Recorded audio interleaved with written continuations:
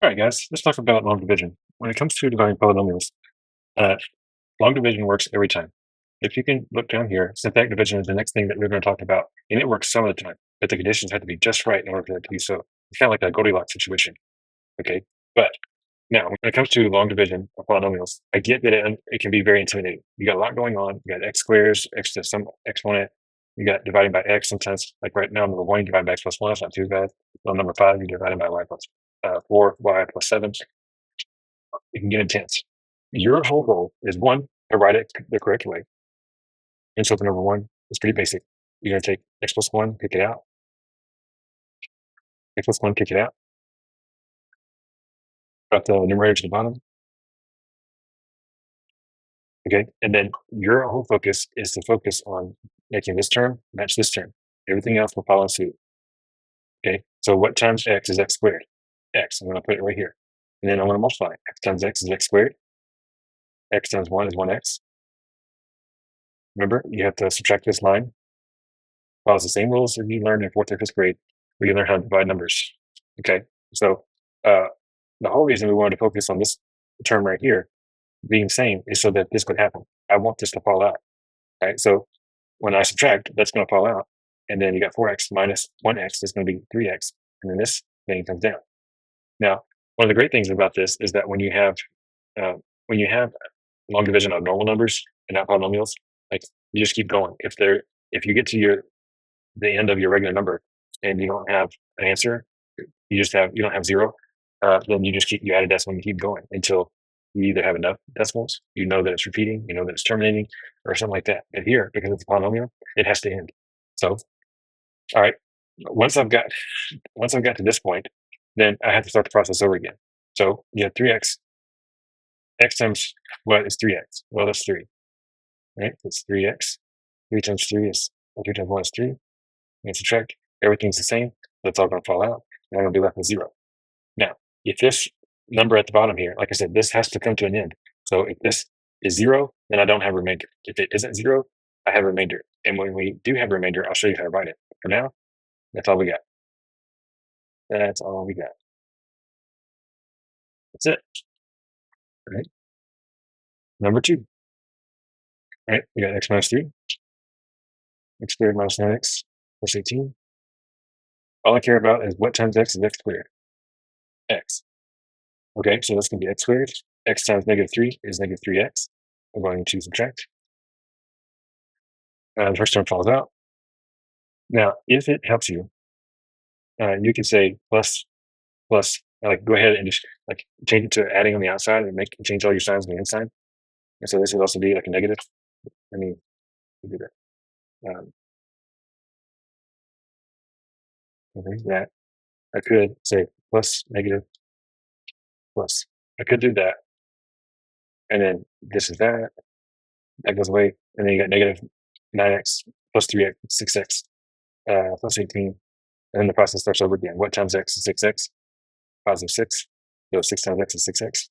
6 times negative 3 is negative 18. There's going to be a negative there. So that should have been negative 6, which makes this negative. That positive. Okay. And so once again, everything's going to fall out. I'm left with 0. I don't have a remainder. This x minus 6 is my answer. Okay, number 3. Number 3 is the same thing, x plus 4.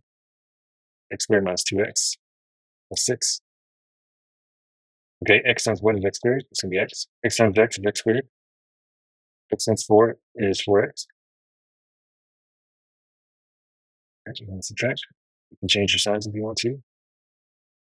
And that means that it's going to fall out. I got negative 2 minus 4. It's going to be negative 6x plus 6. Well, I need negative 6 here. It's going to be negative 6x. It's going to be minus 24. And notice these are the same. So you can guess what's going to happen. Right? So I'm subtracting. Okay, plus. This falls out. It's going to be 6 plus 24, which is 30. Right. At this point, I have a remainder. So when I do that, that means I'm going to take what I had up here, bring it down, and then I'm going to add my remainder over what I divided by. So 30 over x plus 4. And the whole idea here is that when I multiply x plus 4 times my quotient, then I should be able to get back my original. Okay, so there's that. 4, we crank it up a notch with an extra term. So we get x minus 1, x cubed minus 4x squared minus 2x plus 5. All right, we got x times 1 is x cubed. That'd be x squared. You have x cubed minus x squared. That falls out. Negative 4x minus negative x is going to be plus negative 3x squared minus 2x. So what times x is negative 3x squared? It's going to be minus 3x. Okay, so it's going to be negative 3x squared plus 3x. The person falls out. Changing the signs. You get negative 2x minus 3x. It's going to be negative 5x. All right, so x times what is negative 5x? It's going to be negative 5. It's going to be negative. I need to bring that 5 down. It's going to be negative 5x here. Negative 5 times negative 1 is positive 5. So it's going to fall out. Everything falls out. I'm left with 0. I don't have a remainder. And this is my answer. So it doesn't matter how many times you have, the process works. You trust the process. You may have a remainder, you may not, but trust the process. And when you're dividing by something that doesn't have a 1 in front, you still trust the process. You have 4y plus 7, 3x, y cubed, plus 67y squared, plus 31y. Okay. Right? 4, just focus on the first term. 4y times what is 36y cubed? Well, that's going to be 9y squared. Right? So it's going to be 36y cubed. 9 times 7 is 63, so it's going to be plus 63y squared. Right? So that goes out. Change my signs. Okay, so 67 minus 63 is 64. Oops, it's just 4. Y squared 31y. All right. Let's see, we got 4y times 4. What is 4y squared? It's simply going to be y. That's going to be 4y squared plus 7y. This falls out. Changing my signs. 31 minus 7 is 24. That's 47. Okay. Let's see, we got 47. 4y times what is 24y? That's going to be 6. 24y plus 42. This falls out. Change the signs. 47 minus 42 is going to be 5. It's going to be 5. Okay, so looks like I'm going to have a remainder. So I have 9y squared plus y plus 6 plus 5 over 4y plus 7. Again, trust the process. It works every time. Okay.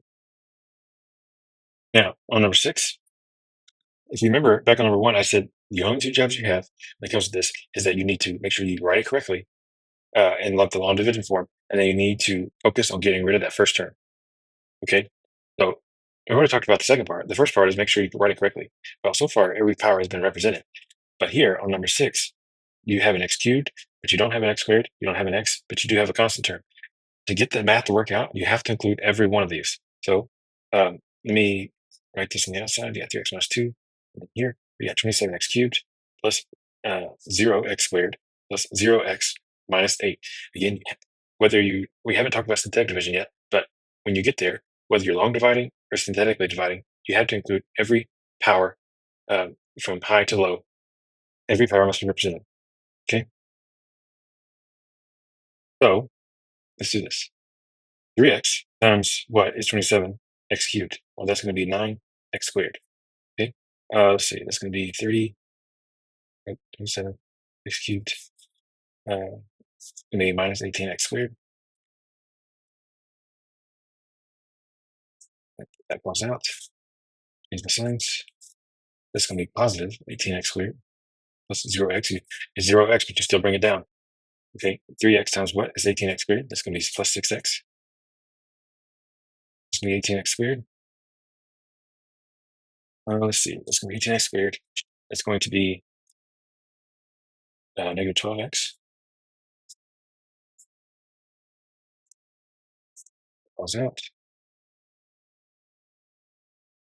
Change that. It's going to be 12x minus 8. That's going to be 3x times 4 to get 12x. This is 4. We have 12x minus 8. Looks like everything's going to follow up. Again, this only works because I included every power. Otherwise, it doesn't work. So this is my answer. Okay, now synthetically divide. You can only do this under special cases. Again, it has to be like that Goldilocks situation where everything works, like the conditions are just right for it to work out. And what I mean by that is you need to have either you need to have a 1x plus something or 1x minus something here. So on 7, I got x minus 3. I didn't provide you any pluses, but you have x minus 3.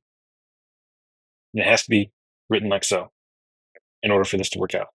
So a couple things. 2x squared plus 1x minus 21. I wrote it like that so you understand where all the coefficients are coming from. And then I'm going to write this over to the side. You got x minus 3 equals 0. I'm going to solve for x. It's going to be x equals 3. All that is important because you have all that is important because this is how you set it up.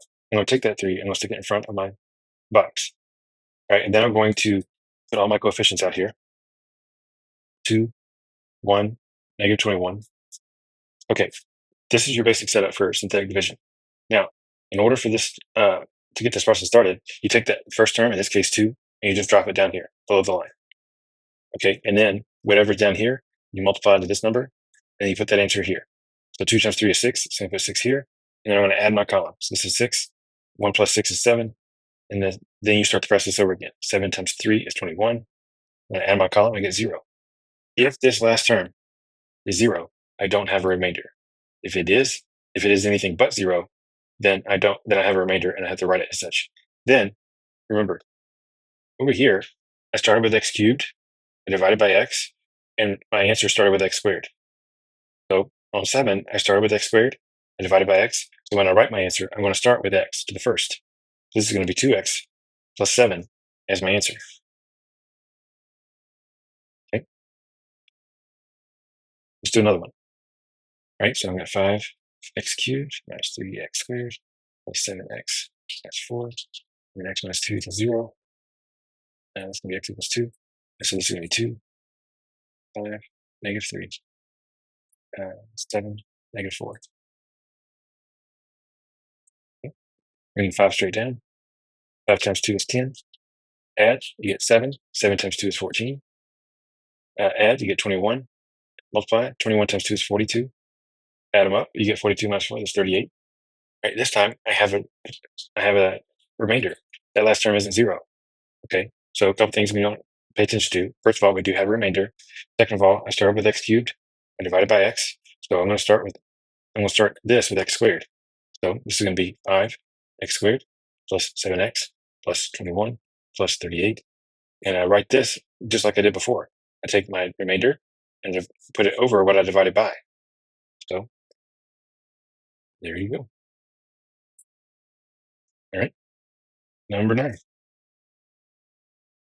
All right, notice that I have x to the 5th, x cubed, and then a constant term. So I got some powers missing. And again, every power must be represented.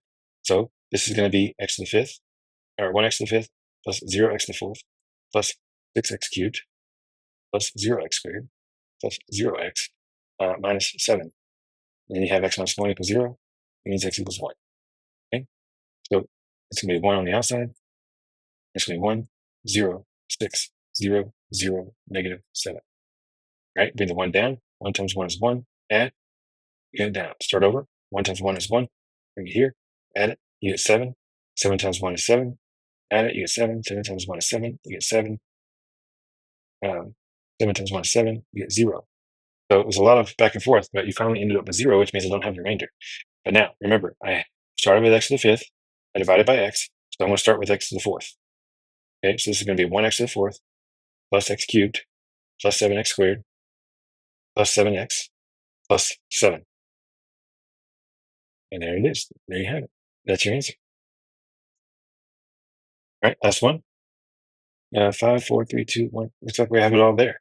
So this is going to be 2 over 4, negative 2, negative 3, 2, negative 3, and negative 4. Okay, bring 4 down. Now that's going to be 8. Add, you get 6.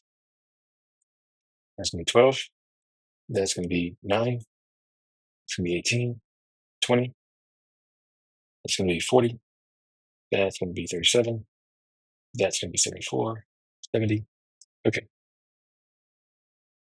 So I started with x to the fifth. I divided by x.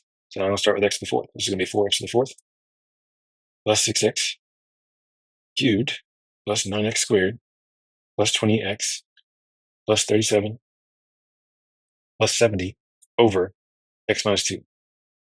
Okay. That's it. That's long division. That's synthetic division. Pick your poison, whatever you choose to work with.